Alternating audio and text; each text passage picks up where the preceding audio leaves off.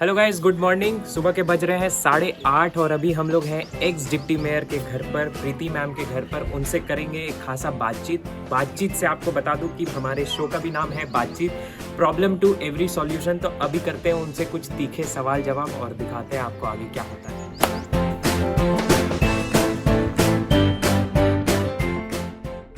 Good morning ma'am. Good morning. कैसी हैं आप? बिल्कुल ठीक हूँ। और सामने सबसे पहला सवाल मेरा ये है कि सामने नगर निगम चुनाव है, कैसी तैयारी चल रही है आपकी? देखिए, तैयारी तो उन्हें करनी पड़ती है ना जिन्होंने कभी तैयारी की ही नहीं है, जो कभी फील्ड में उतरे ही नहीं है। लेकिन मैं आपको बता दूं कि स्टूडेंट लाइफ से ही, यानी कि 2000 से ही अभी 2022 है, लगभग 21-22 वर्षों से मैं लगातार सामाजिक राजनीतिक जीवन में सक्रिय रही हूँ। ये तो बात एकदम सही। चाहे मुद्दे चाहे छात्रों के हो, जब मैं छात्र नेत्री थी, मैंने छात्र संघ का चुनाव भी लड़ा और उसके बाद मैं भारतीय जनता पार्टी से भी जुड़ी और लगातार उसमें भी महिला मोर्चा से लेकर मूल टीम में मैंने कई दायित्वों का निर्वहन किया। उसके साथ साथ मैं नगर निगम में भी लगातार तीसरी बार मैं निर्वाचित हुई हूँ और इसके पिछले वाले टर्म में मैं डिप्टी मेयर भी रही। तो कुल मिलाकर ये जो मेरा 20-21 वर्षों का जो राजनीतिक सफर है, उसमें मैंने कभी बैठने का कार्य नहीं किया। तो मेरी तैयारी वर्षों से चल रही है और ये मेरा सौभाग्य है कि यहाँ की जनता ने मुझे अपार स्नेह और सहयोग दिया। मैम, अगर आप मान लीजिए राजनीति में नहीं होती तो आप कहाँ होती?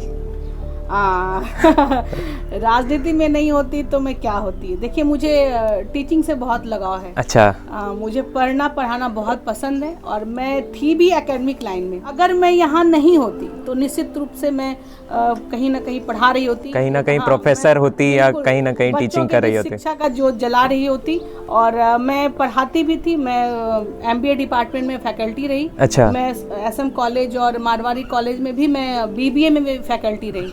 तो यह दुर्भाग्य है कि जो निकाय चुनाव की जो नियमावली है उसमें मुझे इस्तीफा देकर इस चुनाव में अच्छा, वरना प्रीति शेखर एज अ टीचर भी होती, प्रीति शेखर एज अ पॉलिटिशियन भी होती।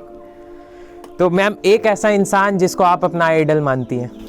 देखिए, आदर्श हमारे कई हैं। मसलन कि ये कह सकते हैं कि जो मैं जहाँ से मैंने अपनी शुरुआत की, मेरा जन्म हुआ, मेरी जो परवरिश हुई, तो जो मेरे माता पिता ने जो मुझे सिखाया, जो उन्होंने एक राह पर चलना सिखाया, वो सबसे बड़े मेरे आदर्श मेरे माता पिता हैं, जिन्होंने मुझे जन्म दिया, जिन्होंने मुझे इस काबिल बनाया। तो मैं जब राजनीति के मैदान में जब मैं उतरी तो वहाँ मेरे आदर्श मेरे पति रहे, जिनको मैंने देखा हमेशा संघर्ष करते हुए। ये कहते हैं मैम, बिल्कुल सही बात है कि अगर आप कुछ करने जा रहे हैं तो बिना फैमिली के सपोर्ट के वो पॉसिबल नहीं है। आप कितना भी टैलेंटेड हो, अगर आपको आपके फैमिली के मेंबर्स मोटिवेट नहीं करे तो आप उस चीज़ को अचीव नहीं कर सकते। तो मैम, कोई एक ऐसा सॉन्ग जो अक्सर आप गुनगुनाती हैं अपने खाली समय में? अच्छा, ऐसे तो मुझे गाना पसंद है और मैं कई गाने गुनगुनाती हूँ और कोई फेवरेट बहुत सारे हैं। कोई एक फेवरेट जो आपको गुनगुना के हमारे दर्शकों को बताना है? नहीं भी अच्छा लगे तो बिल्कुल बिल्कुल। आए हो मेरी जिंदगी में तुम बहार बनके,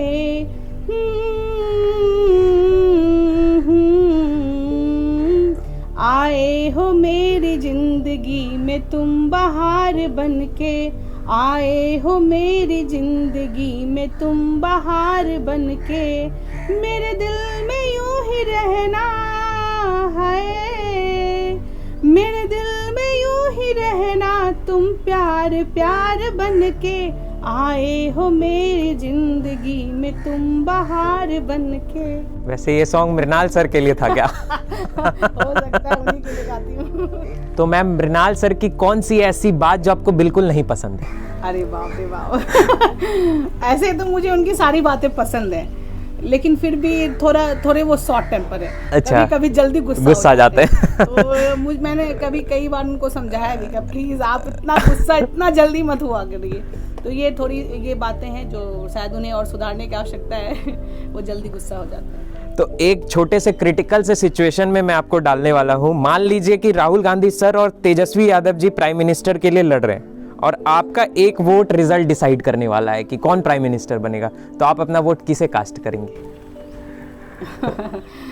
ये बिल्कुल टफ सवाल है, लेकिन मैं आपको बता दूं कि ऐसा सिचुएशन आने ही वाला नहीं है। इन केस अगर ऐसा सिचुएशन आता है कि आपको वोट डालना है, सीएम के लिए नो वैकेंसी। अगर मृणाल सर को आपको डेट पे लेकर जाना हो तो भागलपुर के कौन से ऐसे रेस्टोरेंट है जहां आप लेकर के उन्हें जाएंगे? हाँ जो शायद आपका फेवरेट भी हो। हाँ बिल्कुल, ऐसे बताऊं, मैं रेस्टोरेंट में जाकर फैमिली के साथ खाना मुझे बहुत पसंद है, और कोई ऐसा मौका हो तो मैं उसे गंवाना नहीं पसंद करती। और यदि उनको मुझे डेट पर ले जाना हो तो आपको उनको डेट पे ले जाना है? अच्छा, मुझे ही ले जाना है। हाँ। तो मैं बताऊं कि उस समय मेरा जो मूड होगा, अगर मैं मिठाई खाने का मन हो या नॉनवेज खाने का मन हो, उस पर डिपेंड करता है, क्योंकि यहाँ के सारे रेस्टोरेंट बहुत अच्छे हैं। एक और थोड़ा सा टफ सवाल मैं डाल रहा हूँ आपके लिए। Who is a better leader? कौन एक बढ़िया पॉलिटिशियन है, निशिकांत दुबे सर या शहनवाज हुसैन सर? देखिए, दोनों ही मेरे आदर्श हैं, दोनों ही मेरे बड़े भाई हैं, और भारतीय जनता पार्टी ही नहीं बल्कि इस लोकतंत्र के पटल पर उन्होंने जिस प्रकार से अपने कार्यों की बदौलत लोगों के दिलों में जगह बनाई है, उसमें मैं किसी एक को बेटर बोलूं ये उचित नहीं होगा, ये मुनासिब बिल्कुल नहीं बिल्कुल। होगा। तो मैम, क्या आपने कभी ट्रैफिक रूल ब्रेक किया है, और अगर किया है तो कब नहीं, किया है? कभी नहीं किया है। एकदम श्योर। मैम, अभी सामने नगर निगम इलेक्शंस है, अगर आप मेयर बनती हैं तो आप अपने साथ किसे डिप्टी मेयर देखना चाहती हैं? देखिए, चुनाव सामने आ रहा है, पहले आरक्षण रोस्टर क्लियर हो जाए, और उसके बाद फिर भी यदि आपका सवाल है कि मैं यदि मेयर बनूं तो सामने डिप्टी मेयर के रूप में किसे पसंद करूंगी, तो मेरा मानना है कि जो भी आ जाएंगे उन्हें मैं पसंद कर लूँगी। इनके बारे में एक बात कहना चाहती हूँ, ये जरूरी नहीं कि आप ही के हिसाब से सारी बातें हों। मैं रतन टाटा जी की एक बात में कोट करना चाहूँगी। उन्होंने कहा था कि I don't believe to take right decision, I take decision then make it right. Yes. जो आएंगे मैं उनके साथ सामंजस्य बना लूंगी। आप मेयर इलेक्शन में सबसे टफ कंटेंडर अपने लिए किसे मानती है? देखिए, मेरे लिए हमेशा से ही, मैंने जब से चुनावी राजनीति की शुरुआत की, मैंने अपना प्रतिद्वंदी किसी और को नहीं माना है, मैंने खुद को अपना प्रतिद्वंदी माना है। हर बार मैं जो कुछ करती हूँ उसमें मेरी जो अपेक्षा है उसमें मैं कैसे और बेहतर अपना प्रदर्शन कर सकूं, कैसे मैं ज़्यादा से ज़्यादा लोगों के दिलों में जगह बना सकूं, यही मेरी प्राथमिकता रही है। मैम, आपके पॉलिटिकल ग्रुप में कौन आपकी बेस्ट फ्रेंड है जिससे आप सारी बातें ऐसे शेयर करती हैं? कोई एक ऐसा इंसान? पॉलिटिकल हस्बैंड से, मतलब husband is also a best friend. अगर आपको एक दिन के लिए सीएम बनने का मौका मिले तो भागलपुर की कौन सी ऐसी समस्या है जिनका निवारण आप सबसे पहले करेंगे? ट्रैफिक, जिससे कि मेरे को लगता है आम जन के साथ आप भी सबको ही परेशान है। सबसे ज़्यादा बच्चे मैं देखती हूँ, जब मैं सड़कों पर होती हूँ तो यहाँ के बच्चे खासकर उस स्कूल आवर में जब उनकी छुट्टी होती, जो जल्दी पहुँचना चाहते हैं, जल्दी से घर में जाके खाने के लिए व्याकुल रहते हैं, लेकिन उस समय वो ट्रैफिक जाम में फंसते हैं। और मैं एक चीज़ इसमें मैं बताना चाहूँगी, जब मैं डिप्टी मेयर थी तो उस समय मेरे नेतृत्व में हमारी टीम ने, हमारे अन्य पार्षद भाइयों ने, और जो वहाँ की जो टेक्निकल टीम है नगर निगम की, हम लोगों ने मिलकर ट्रैफिक प्लान बनाया था। अच्छा। यानी कि शहर के हर क्षेत्र में 4 व्हीलर के लिए, 2 व्हीलर के लिए पार्किंग की व्यवस्था, और कैसे मतलब वो उसका रोटेशन क्या होगा, व्हीकल का मूवमेंट किधर से क्या होगा, क्या रूट होगा, इनके लिए हमने वर्क किया था। मैंने MBA किया है, गोल्ड मेडलिस्ट में रही हूँ, इसलिए मुझे कोई भी कार्य करने में मुझे लगता है कि बहुत प्लानिंग से और अच्छे ढंग से करना चाहिए। बिल्कुल। और तब उसका एग्जीक्यूशन होता है तो उसका एक पॉजिटिव इम्पैक्ट होता है। तो अगर आप ऐसे मेयर इस बार चुनी जाती हैं तो क्या ट्रैफिक की समस्या से हम लोग को निवारण मिलेगा? 100%। तो मैम, आपका बॉलीवुड मूवी का सबसे फेवरेट डायलॉग?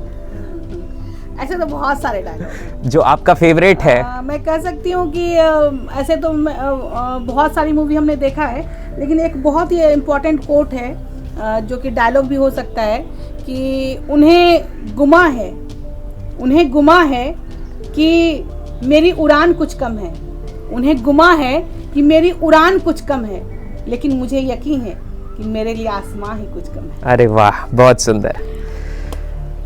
तो मैम, आप एक टेन्योर डिप्टी मेयर रह चुकी हैं, तो उस टेन्योर में कौन सी ऐसी एक चीज़ थी जो आप नहीं कर पाई बहुत कोशिशों के बाद भी? यही एक ट्रैफिक वाला जो प्लानिंग था पार्किंग का, उसे मैं एग्जीक्यूट नहीं कर पाई, क्योंकि मैं डिप्टी मेयर थी। हमारे से ऊपर के भी लोग होते हैं जिन्हें एग्जीक्यूट करना होता है, प्रशासनिक अधिकारी होते हैं, और ये दुर्भाग्य है नगर पालिका अधिनियम का कि यहाँ पर जनप्रतिनिधि तो हैं लेकिन उनके हाथ में कुछ संविधान ने बहुत राइट्स नहीं दिए हैं, तो इस वजह से नहीं हो पाया और उस बात का मुझे अफसोस है। तो इस बार हाँ, अगर 100% मिलता है, अगर ऐसा सिचुएशन होता है और मैं अगर आने वाले समय में यदि उस जगह पहुंचूंगी तो निश्चित तौर पे मेरी प्राथमिकता होगी कि मैं ट्रैफिक को दुरुस्त करूं, पार्किंग व्यवस्था को सुदृढ़ करूं। तो मैम मृणाल सर को आप किस निकनेम से बुलाती हैं घर पे? हाँ, उनके ही निकनेम से मैं उन्हें पुकारती हूँ, चिकू नाम है उनका। चीकू नाम है, तो आज पता चल गया लोगों को ये बात भी कि मृणाल सर का निकनेम जो है चीकू है। यस। स्मार्ट सिटी के रैंकिंग में लगातार भागलपुर नीचे जा रहा है, आपके हिसाब से इसका कारण क्या है? सबसे पहला कारण कि जो मानक तय किए गए हैं रैंकिंग के लिए, जो स्टैंडर्ड जो तय किया गया है, उसकी जानकारी यहाँ के ना तो जनप्रतिनिधियों को दी जाती है ना तो आम नागरिकों को दी जाती है। दूसरी बात, जन सहभागिता की कमी है, और तीसरा लैक ऑफ कम्युनिकेशन। बिल्कुल मैम, हाल ही में यहाँ पे एमएलए इलेक्शंस हुआ और बीजेपी यहाँ से हार गई, क्या आपको क्या लगता है ऐसा कौन सा कारण है जिससे बीजेपी यहाँ हारी? देखिए, यह हार तो बहुत कम अंतर का रहा। बिल्कुल। और मैं जिस राजनीतिक दल से संबंध रखती हूँ, भारतीय जनता पार्टी, हमारे भारतीय जनता पार्टी के नेता और सबों के प्रिय अटल बिहारी वाजपेयी जी का ही कहना है कि भारतीय जनता पार्टी का कार्यकर्ता कभी हारता नहीं है, या तो वो जीतता है या तो वो सीखता है। मुझे मैम ऐसा लगता है कि थोड़ा सा क्या है, एकता का कमी हो गया था टीम में, तो क्या मैं अपने आप को सही मानूं या गलत? देखिए, उस समय इस बारे में तो ऐसा नहीं था, पार्टी संगठन के लोग तो एक प्लेटफॉर्म पर थे ही, और वोट भी हमारे जो कैंडिडेट हैं उस समय जिन्होंने चुनाव लड़ा, हमारे पार्टी के जिलाध्यक्ष हैं रोहित पांडे जी, तो उन्होंने वोट भी अच्छा लाया, तो इसलिए अगर टीम ना होती तो इतना वोट भी नहीं आता। ये हम समझ सकते हैं, कभी कभी किस्मत का खेल होता है, थोड़े से मतों से वो पीछे रह गए। मैम, उनके लिए आपका क्या सुझाव है जो हमारे उम्र के 22, 24, 25 के लड़के या लड़कियां जो पॉलिटिक्स में आना चाहते हैं, उनको आप क्या सुझाव देना चाहती हैं? हम उनसे यही कहना चाहेंगे, तो सबसे पहले आप जो दूसरों से अपेक्षा करते हैं उसको पहले स्वयं के जीवन में उतारने का प्रयास करिए। और युवा आइडियल होते हैं, आप जब आगे बढ़ते हैं तो आपके फॉलोअर्स, आपके जो छोटे भाई होते हैं, छोटे भाई बहन हैं, वो आपको फॉलो करेंगे।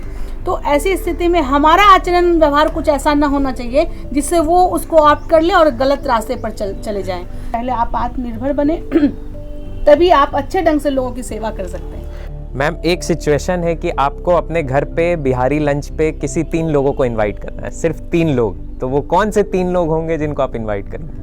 तो आपके 3 प्रेफरेंसेस कौन है? प्रेफरेंस तो होंगे, सबसे पहले मेरे आदर्श, हमारे जो न राजनीति के में जिन्होंने एक मापदंड स्थापित किया है, आदरणीय प्रधानमंत्री नरेंद्र मोदी जी। और दूसरे होंगे हमारे क्रिकेट का भगवान जिन्हें कहा जाता है, सचिन तेंदुलकर जी।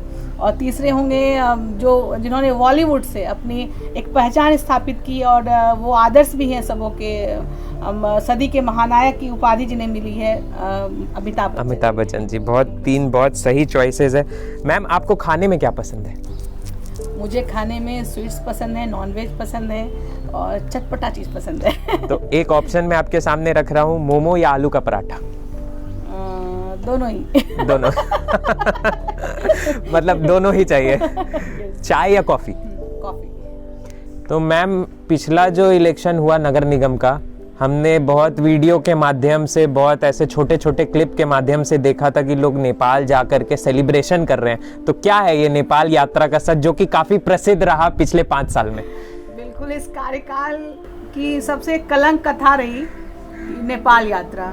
ये इस बार विश्वास और अविश्वास का खेल इतना चला जितना पहले कभी नहीं हुआ था, और उसी अविश्वास को विश्वास में बदलने के लिए लोगों को नेपाल यात्रा कराई गई थी। उसी के किस्से आपने देखे होंगे, सुने होंगे, और शायद हमें भी, हम एक आम नागरिक के तौर पर बोलें और निगम के प्रतिनिधि के तौर पर बोलें, तो हमें भी बहुत, मैं असहज हो गई थी और मुझे खुद ग्लानि हो रही थी कि मैं उस सिस्टम की मैं हिस्सा हूँ जहाँ पर लोग ऐसा कर रहे हैं। मुझे लगता है मैम कि लोग बिग बॉस छोड़ करके नगर निगम में उस समय ज्यादा इंटरेस्ट ले रहे थे।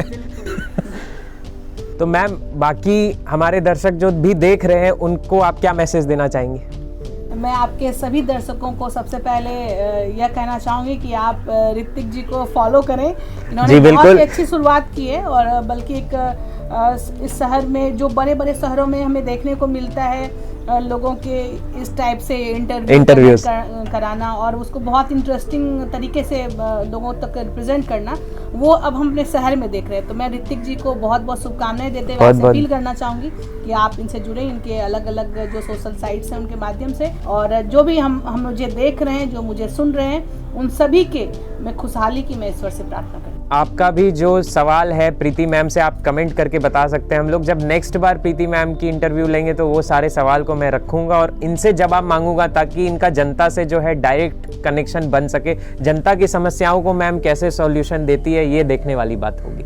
तो मैम बहुत अच्छा लगा आपसे बात करके, और आगे भी हम लोग मैम से अलग अलग सवाल करते रहेंगे, अलग अलग इंटरव्यूज़ में मैम के साथ। फिर मिलते हैं किसी नेक्स्ट वीडियो में।